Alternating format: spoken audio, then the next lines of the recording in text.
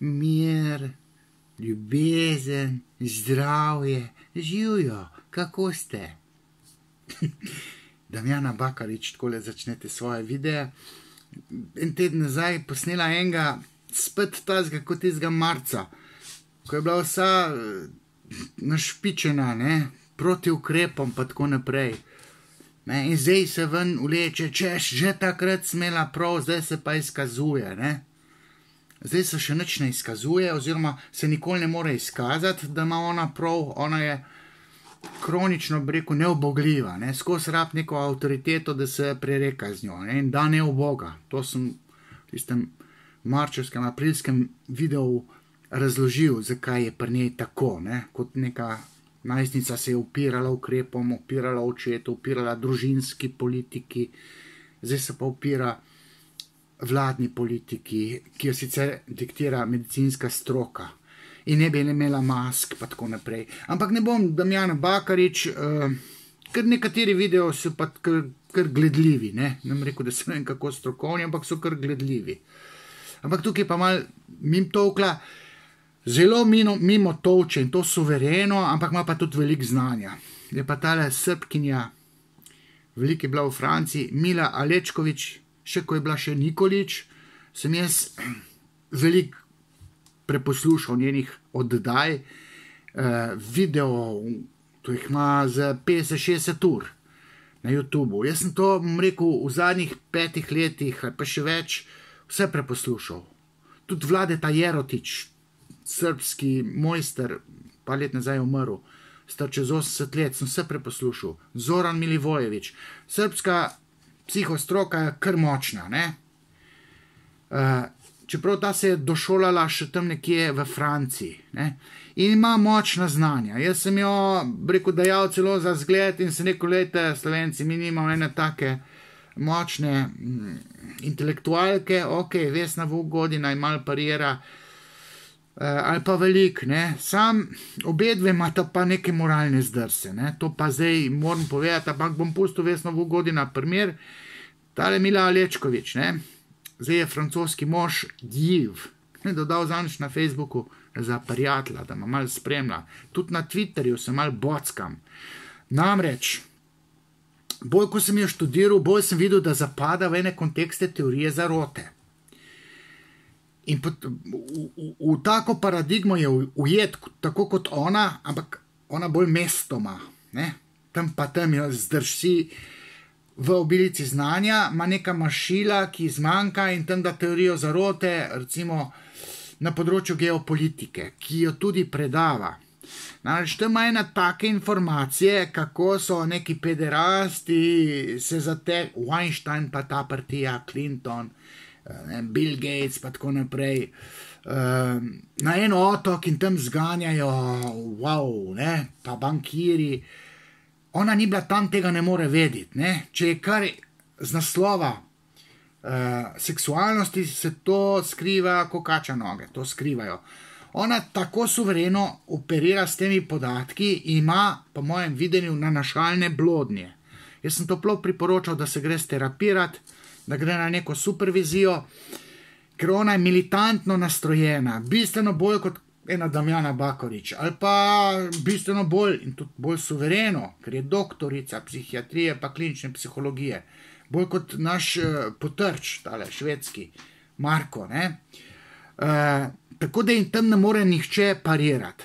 Moram reči, da sem imela celo z Milivojevićem, Zoranom neko korespondenčno, jaz sem ga sprašal, kaj se pa z Milo dogaja, Vplivala je na našo, po mojem videnju, Biserko Ilin, ki je tiste čudne pisma pisala, tudi v javnosti, ker Biserka Ilin je vojvođanka, mađarskega porekla, zihar se poznajo, in vse nebuloze, ki jih Mila Alečkovič tam servira Srbiji in ima gibanje za seboj, politično gibanje, se je tle navzela tudi Biserka Ilin in rekel, velik del tistih influencerjev pa disidentov, ala Marko Potrčel, pa tale, ok, Werner, to je sitna riba, pa Tanja Ribičem, Damjana Bakarič, močna na besedi, ampak nimajo neke strokovnosti v ozadju.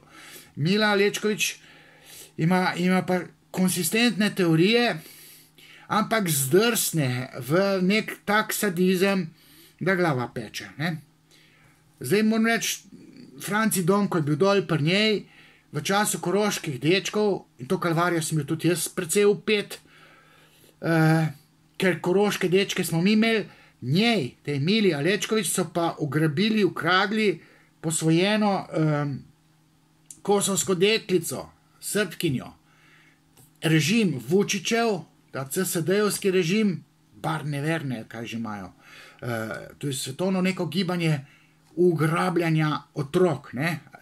CSD-jevska neka mafija ima te neke mreže, kjer se ti otroci, veliko je teh otrok srpskih, to se pravi iz revnih okolij, tudi ruskih, in te otroci potujejo po celem svetu in zdaj ona operira s podatki, da je to predano pedofilskim združbam. Ne? Vprašanje, če je to res. Ko sem jaz to poslušal, sem rekel, pa sej to tega ne more vedeti. Ona ima neke nenašalne blodnje, ki jih mora sterapirati. Zdaj se pa loteva teh ukrepov, sicer Vučićevih ukrepov. In ona nasprotnica Vučića na tako militant način, jaz bi rekel, eno tako psihopatologijo v ozadju zaznavam, da sem jaz rekel, da bom pa probal to vse skupaj malce demolirati. Na nek način, ki se mi zdi jaz sposoben, ne vem pa, če je tukaj kak drug psihostrokovnjak sposoben suvereno zastaviti nek teoretski strokovni diskurs in jo, oziroma tako misleče, tudi Damjano Bakarič ali pa nekega Potrča, in pajdaše, ki so proti ukrepom, sesuvati. Klical bom pa na pomoč Lorenza Kohlberga, tako kot pogosto to počnem. Namreč on je pa razvil teorijo moralnega razsojanja. Razvil je tudi testiranja moralne razsodnosti. Saj je bila tam neka Carol Gilligan,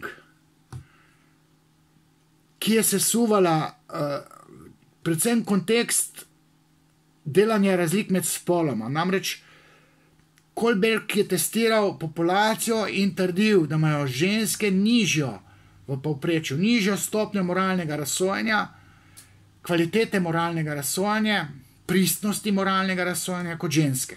Seveda so ženske to želeli sesuti in so sesuvale, pa so prišle do podobnih rezultatov s tem, da so jih interpretirali pač na sebi ustrezen način.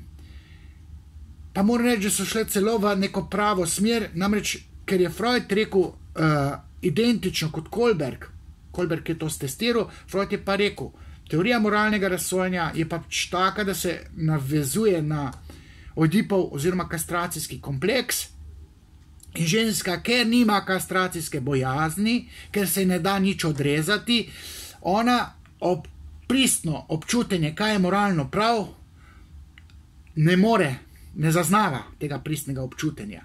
Ima pa samosmiljenje zaradi kastracijskega kompleksa, ker nič nima, se nič ne da odrezati, se sama sebi smili. In to samosmiljenje, kastracijsko samosmiljenje, se odkje v sklepanje moralnih sodb, ki so kontaminirane s sočutjem.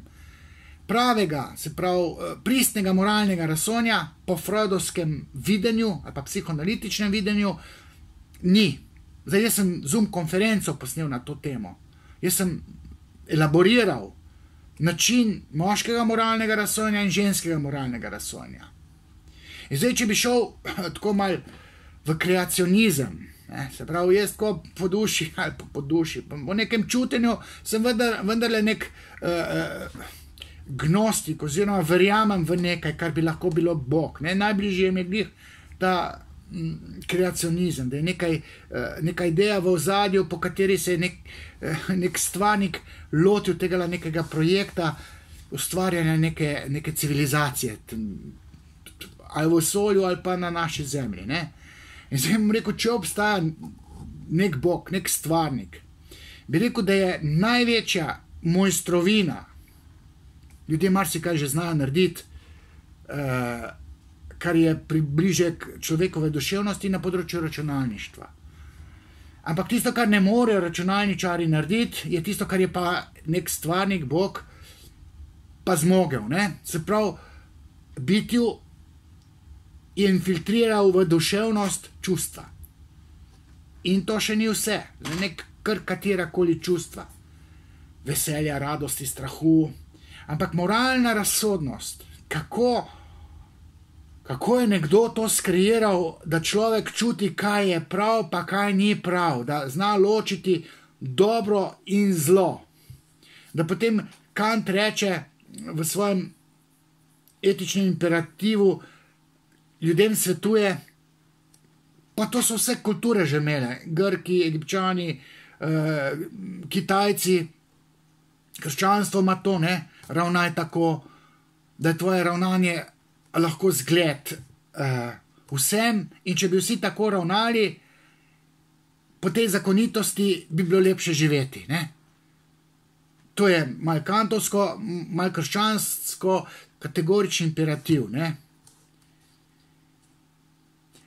Zdaj to doseči v človekovi duševnosti, ali pa da bi to računalnik simuliral, to je tista dodana vrednost, ki jo računalničari še nimajo. Nek stvarnik, če je pa to planiral, ne bi rekel, to je pa največja božja mojstrovina, da je ustvaril bitje, ki moralno razsoja. Da zna ločiti dobro, pa dobroto, pa zlo. Ali pa nekaj, kar je moralno sporno. In te teoretiki moralnega razsojanja, Piaget je bil, rekel, ne, da je bil pionir, Kohlberg se je od Piageta učil, ne, so se pa lotili tega testiranja, ne, te moralne razsodnosti, ali pa kompetentnosti, te moralne intuicije, s testi, ne. In zdaj, če bi mi testirali, in medias res bom zdaj rekel, Milo Alečkovič, kaj ona dela? Ona daje navago, tako kot v klasičnih testih, ne, moralne razsodnosti. En test je recimo, se vpraša nekoga, zdaj tle imaš pa enega človeka, pa 5 ljudi, en rab eno ledvico, če ne bo umrl. Ker obeh nima. Drugo ledvico, en rab vranico, en srce, en trebušno slinovko, brez vsega tega bojo umrli, en rab jetra, in zdaj lahko ti imaš tam na voljo, da enega zdravega, rekel, likvidiraš, 5 njegovih organov daš 5 tukile tenim, ki bojo preživeli, če ne bo pa teh 5 umrlo. Ne? Kaj je zdaj bož, da jih 5 živi, ali da tega likvidiraš, torej da en živi, ali da jih 5 živi. Če jih bo 5 preživelo, boš tega mogel likvidirati. Če ga likvidiraš, jih bo preživelo. Ne? In pol psihopat, ne? Jaz sem to testiral, enega lokalnega psihopata. Rekel, da je računi, 5 proti 1, veš, da tega ubiješ, pa tem daš tiskarnucajo. 1 proti 5. Ampak jaz vem, da je totalno brez nadjaza bil ta, na katerem sem ta test jaz apliciral. Vse je banalen test, ampak ne moreš ti nekoga nedolžnega ubiti, zato da bo 5 ljudi tam dobilo neke organe. En film je bil na to temo. So sklonirali neke klone, ki so koristili bogatašem, če zvolijo, da tem vzamejo, ne vem, srce, ledvico, da ta, ki to financiral tega svojega klona, da to dobi, ne. To je moralno izprijeno. Takih testov moralnega razsojanja je malo morje. Ko moraš ti dati navago nekaj, dobiš nekaj. Izbirati, kaj je manjše zlo, ali pa kaj je bolj plemenito, da narediš. Kaj je moralno prav, da narediš.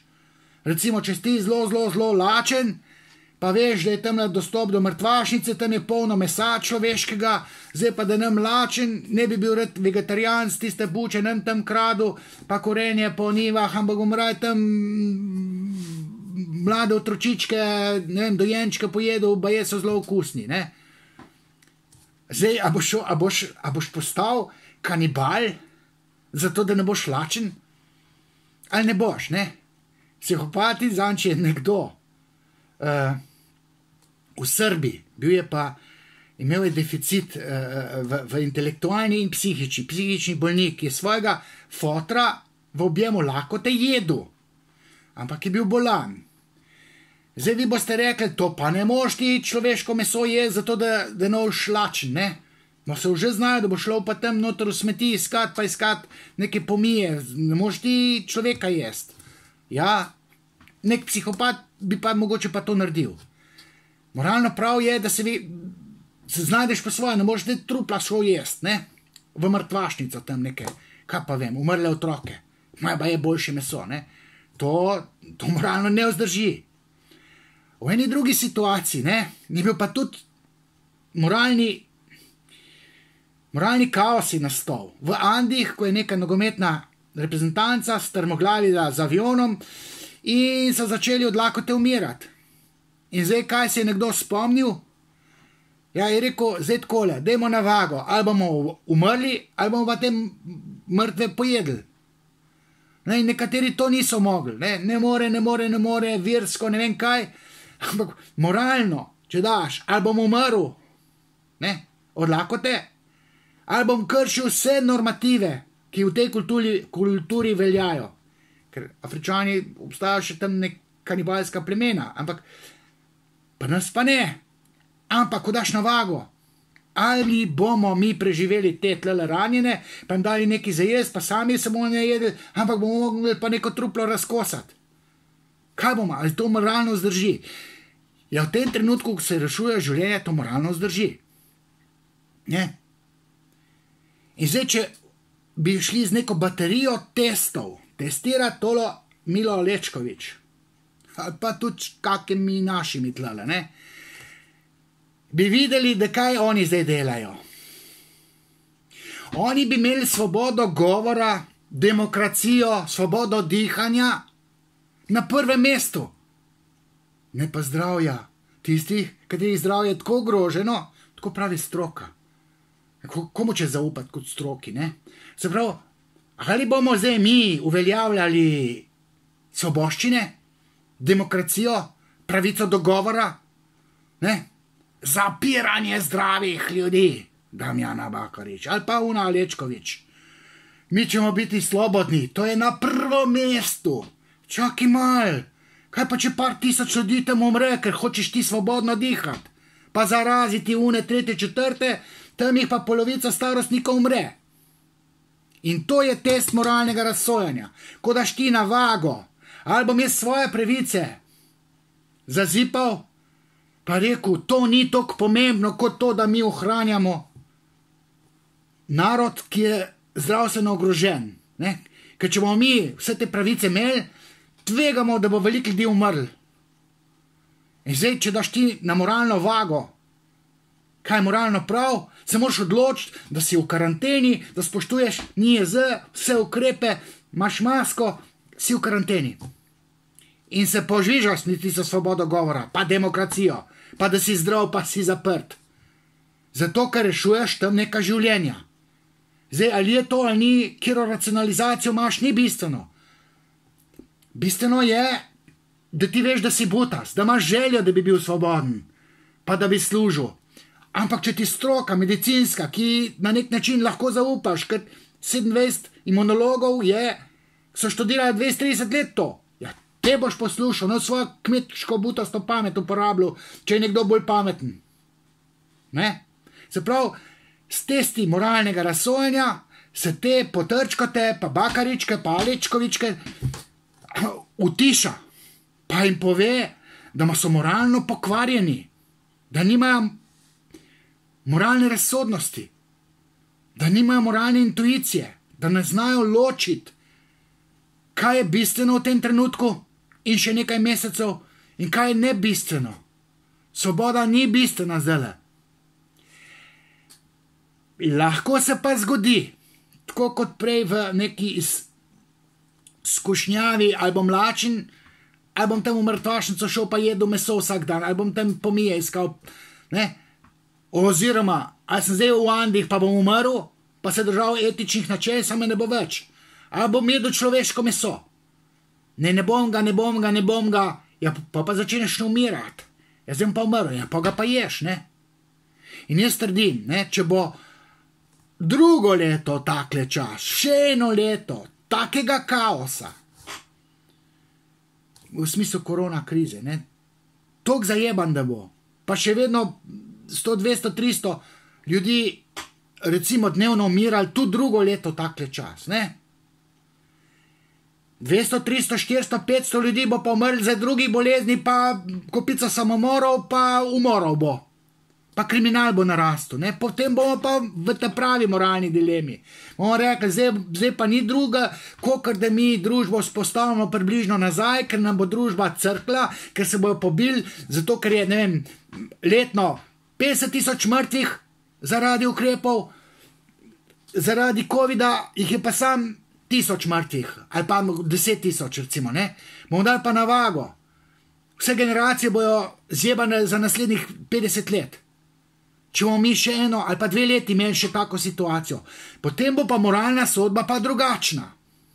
Ampak v telem trenutku, ne, je pa moralno prav, tisti, ki imamo izostreno moralno razsojanje, in jaz vem, da ga imam, jaz sem na postkonvencionalni stopni moralnega razsojanja in to sem že ničkolikokrat dokazal, ker sem svoje koristi dal na stran in sem delal tisto, kar je moralno prav v enem danem trenutku. In po moji moralni percepciji moramo dati še vedno in še kak mesec, 2, 3 skrb za zdravje in to teh starostnikov, ki so najbolj ogroženi, na prvo mesto. Našo svobodo dogovora, do dihanja brez maske, ne? Do demokracije. Ne? To bomo pa mi dali na stran, ker je bolj plemenito, bolj moralno prav to, da zaščitimo zdravje ljudi, ker te ljudje lahko umrejo. In če mi to obrnemo, in nekatere babe bi to z lahkota naredile, ker nimajo moralnega kompasa, pa kak potrčkoti, oni pa vzpostavili nazaj svoj biznis, odprli šole, brez maske, vse. Ja, čakaj mal, v 3 mesecih imamo 10,000 mrtvih. Življenje je pa normalno, pa vsi okužen, pa ok, malo kašljam, sem se izvlekel, 10,000 jih bo pa umrl. Vse gremo lahko v to smer. Sam smo moralno pokvarjeni. Ne upravimo testa moralne razsodnosti. In kako se izviti iz te dileme, ko so eni za znižanje ukrepov, eni pa ohranjajmo ukrepe, test moralne razsodnosti je ključ, ne? Moralno prav je, da zdaj še probamo tole stisniti, ker to delajo moralne odgovorne vlade povsod po svetu. Ok, Švedska bolj tako. Crna Gora, pogreb, to so ga lupčkali, vsi okuženi. Srbija isto. In cela Srbija, ali pa pol Srbije tisto milo posluša. Ona bi imela pa orožje in idemo na Vučića. In idemo na Kosovo, tamo če mi imati rad, svuda je bil rad, pa če biti sad rad. Pa čakajte malo, to se dela tako. Nekdo bo pa, se te šli babe boriti. Ja, moški se bojo šli boriti. In zdaj jaz probam skozi nek moralni diskurs razložiti, da še niso časi, ko bomo mi razrahljali tako ukrepe, da nam družba spet zalaufa, tvegamo pa 10,000 mrtvih. To je moralno sporno. In tisti, ki imamo čut za moralno razsojanje, moramo to izpostaviti. Mir, ljubezen, zdravje, čao.